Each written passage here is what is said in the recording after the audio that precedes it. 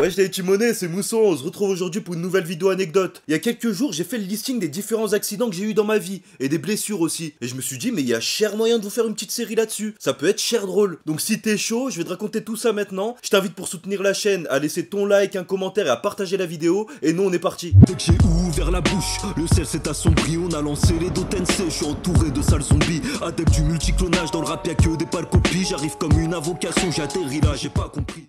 Bon, déjà pour cette mini-série, je vais arrêter d'être organisé à la Zub et je vais vous raconter tout ça de manière chronologique. On va commencer quand j'étais gamin avec un petit accident et on va partir en couille par la suite. Et quand j'étais en primaire, en CE1 précisément, je me suis violemment fait renverser par une vago. C'est marrant, hein, continue à rigoler du malheur des gens, toi. Y'a rien de drôle là-dedans, j'ai ramasse. T'as cru j'allais passer ma vie à raconter des trucs drôles? Moi, y'a un moment, j'ai le droit de me plaindre aussi. Et on va en parler. Comme d'habitude, je te laisse pas une information comme ça, faut que je te resitue le contexte. Pour commencer, faut savoir que moi, j'allais à l'école à pied. C'était à 10-15 minutes de chez moi, je mangeais pas à la cantine, donc tous les midis, je rentrais à la maison pour manger un plat chaud. Le chemin, il était tout simple, fallait juste aller tout droit en sortant de ma rue. Ça veut dire que c'était tranquille, il y avait pas de danger, pas de route à traverser, donc mes parents m'ont fait confiance pour y aller solo dès que j'étais gamin. Surtout que la plupart du temps, je m'arrangeais avec mes voisins pour aller à l'école ensemble. Un jour, avant de partir en cours, ma mère, elle m'avait déposé quelques pièces. À l'époque, on était toujours en francs, donc elle m'avait donné 3 francs pour m'acheter à la récré un pain au chocolat, un truc comme ça. À l'époque, je sais pas si c'est toujours le cas, mais pendant la récréation, t'avais toujours des gens qui vendaient des gâteaux, des brioches pour préparer un voyage scolaire. Bah c'est là où je devais m'acheter un petit truc. Mais moi, j'avais d'autres projets, frérot. J'ai tapé ma matinée tranquille, donc là, y a rien à déclarer, hein. À la récréation, je me suis pas acheté de pain au chocolat ou quoi que ce soit. Et là, à midi, je suis rentré à la messe à pied. En rentrant, je retape ma ligne droite en sens inverse, et là, j'arrive à la hauteur de ma boulangerie préférée. C'est là-bas que je voulais m'acheter des bonbons. Sauf qu'à cette intersection là, j'avais une route à traverser. Mes parents m'ont toujours interdit de traverser les routes parce que déjà je suis déviant et en plus je suis jamais leurs conseils. On m'avait tout expliqué pourtant, hein. Avant de traverser, tu regardes à gauche et à droite, tu fais attention, tu traverses doucement, etc. Mais moi j'écoutais rien. J'arrive au passage piéton. Faut savoir que sur les côtés il y avait des wagons en stationnement, ce qui me gâchait la visibilité. Parce qu'à l'époque j'étais un nain, un peu comme aujourd'hui mais encore en plus petit. Je faisais même pas 1 mètre. Ça veut dire j'avais pas la visibilité pour regarder si des wagons arrivaient. Et les voitures en arrivant c'était encore pire, elles me voyaient pas non plus parce que j'étais caché par les voitures en stationnement. J'avais une vision complètement obstruée, mais je me suis dit nique sa mère, on va se lancer sur la route. Là, je fais un pas sur le passage piéton, bim, il y a un 4x4 qui me roule dessus, frère. Il y a que dans les Avengers, hein, que t'as les voitures, elles se cassent sur ton corps. Dans la vraie vie, tu tombes comme une feuille par terre. Parce que ouais, un 4x4, ça fait au moins 2 tonnes, je te préviens. Surtout que j'avais à peine 6 ou 7 piges, j'étais taillé avec mon corps de lâche. Normal, je pouvais mourir avec ça, frérot. Il m'a roulé sur les pieds, je me suis mangé le rétroviseur dans la gueule et je suis tombé sec par terre. Si je te dis pas de bêtises, j'ai perdu connaissance pendant quelques minutes. Et en ouvrant les yeux, j'ai senti une putain de douleur aux jambes. Mais c'était pas une douleur en mode ta jambe elle est cassée en deux. C'était une brûlure de fou, ma jambe elle cramait, frérot. Et autour de moi t'avais 5-6 personnes qui étaient en train de regarder et d'appeler les pompiers justement. Les personnes qui étaient présentes, elles m'aident à me relever. Et il y avait même la personne qui m'a cartonné qui s'est arrêtée pour venir voir ce que j'avais. Bon ça c'est bien par contre. Et ils m'ont accompagné dans un sorte de local. Je crois à l'époque c'était un cabinet de kinésithérapeute. Il était collé à la boulangerie où je devais acheter mes bonbons. Ça veut dire que j'avais presque atteint mon objectif, frère. Sauf que j'étais pas dans le cabinet pour le même objectif là. J'allais pas acheter des dragibus, hein. J'avais mal, j'avais les jambes pétées et il voulait appeler mes parents justement. Mais la coïncidence c'est qu'elle était avec sa fille. Et sa fille c'était une femme de ma classe. Ça veut dire à midi je venais de quitter les cours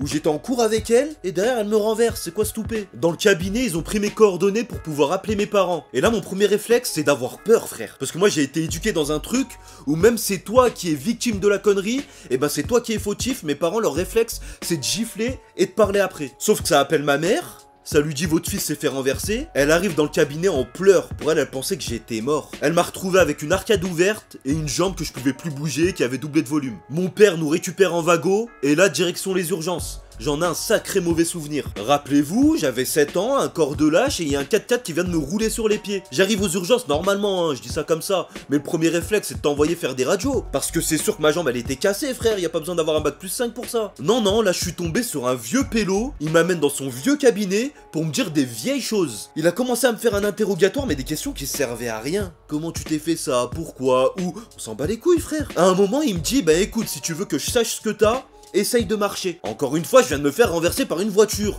Comment tu veux que je marche? Donc moi, je lui montre. J'arrivais même pas à poser le pied par terre tellement que j'avais mal. Et je lui montre comme ça. Je suis un peu en boitant et tout. Le pélo, il veut pas comprendre. Cher de mauvaise foi, il a le toupet de me dire: non, mais si tu fais aucun effort, jamais on va pouvoir savoir ce que t'as. Donc arrête de faire semblant et essaye de marcher. Je le regarde et je lui dis: mais tu te rends compte de ce que t'es en train de me dire? Il y a une wagon qui vient de me rouler dessus. Ça te dit pas peut-être ma jambe elle est cassée? Non, y a aucun souci là-dessus. Mes parents, ils ont vu que je souffrais, ils en rajoutent une couche. Ils lui disent: oh, il va pas pas marcher devant vous ou quoi que ce soit, il a mal, allez lui faire des radios, ce sera plus simple. Il parle plus, il baisse ses yeux devant mes parents et il m'envoie faire des radios. La radio ressort, et ouais, encore une fois, y a pas besoin d'être devin pour le deviner, j'avais la jambe qui était cassée à 3 endroits différents, donc normal que je puisse pas marcher. Il décide alors de me mettre un plâtre et de me renvoyer à la maison. Et là, le lendemain, j'avais cours, les frères. Ma vie, elle a complètement changé. J'ai pas compris le délire, mais dès que t'as fait un accident et que t'es plâtré, tu deviens le roi de la primaire, mon pote. Les gamins, ils viennent tous vers toi, tous souriants, même ceux qui t'aimaient pas de base. Ils demandent des nouvelles, ça écrit des mots gentils sur ton plâtre et tout. C'est de la bombe. Ouais, je viens de montrer ma main sur le plâtre, mais c'était sur ma jambe, t'as compris. À l'école, frérot, c'était là, ça te ramenait des goûters, ça t'aidait à faire tes devoirs, même des choses qui avaient rien à voir avec le fait que j'ai un plâtre. Mais ils étaient chers contents de connaître quelqu'un qui a fait un accident de voiture. Je sais pas pourquoi. Le pire, c'est celle qui m'a renversé.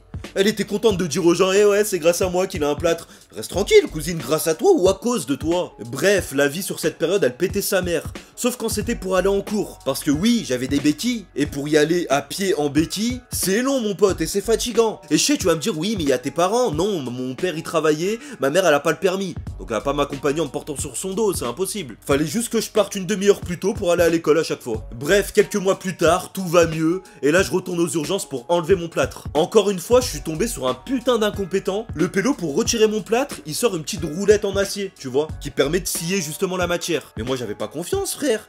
Y a ça qui sépare de ma peau. Tu vas me couper la jambe. Et lui, il faisait le tâteur. Non, non, t'inquiète, j'ai l'habitude et tout. Mais ça a pas loupé, il m'a coupé la jambe, cet enfoiré. Je voulais lui dire, wesh, c'est quoi le projet ? Tu comptes remplacer mon plâtre par des points de suture? À la fin, il galère trop avec la roulette parce qu'il m'a entaillé à plusieurs endroits et il décide alors de prendre de ciseaux pour terminer le truc. Sauf que même avec le ciseau, il a réussi à m'égratiner la jambe. Avec le côté pas tranchant du ciseau, donc je comprends pas en fait le délire. Tu le faisais exprès ou quoi? Et là, tu tombes sur la sensation la plus bizarre au monde, c'est quand il t'a enlevé le plâtre et tu reprends l'usage de ta jambe. Bon, déjà ta jambe, elle a réduit de volume de fou parce qu'elle a été enfermée dans un plâtre pendant 6 mois et que t'as pas fait d'activité avec. Elle est toute fine, on dirait un spaghetti. Et en plus, c'est trop bizarre de poser la jambe par terre. Faut aussi qu'on parle de mon état après avoir enlevé le plâtre. Déjà, il y avait des séquelles physiques. Parce qu'à chaque fois que je marchais trop longtemps, j'avais une sacrée douleur au niveau du talon, c'était impossible. Mais le pire, c'était les séquelles psychiques, frérot. Parce qu'il faut savoir qu'après cet accident, j'ai développé une phobie des routes et des voitures. Dès que j'entendais un moteur, je tremblais. C'est quoi cette phobie de fragile, frère? Ça veut dire des fois, j'allais zoner avec mon frère et je risquais même de le mettre en danger parce qu'en plein milieu de la route qu'il fallait traverser, je m'arrêtais, j'étais tétanisé, je bougeais plus. Alors qu'il y avait des wagons qui arrivaient à 90 ou à 70 sur le côté. Hein. J'étais complètement tétanisé. Pour ceux qui savent comment s'appelle cette phobie, donc la phobie des routes, des voitures, dites-le moi dans les commentaires. En résumé, pour ce premier accident, c'est une jambe cassée, un gros traumatisme. Morale de l'histoire, l'œuf ou la poule? Bah la poule, t'es cher con. On arrive à la fin de cette vidéo, j'espère qu'elle t'a plu. Si c'est le cas, comme d'habitude, tu likes, tu commentes, tu partages à tes potes. Et surtout, tu me rejoins sur tous les réseaux sociaux. Mousson TV, Mousson TV, Mousson TV. Allez, ciao!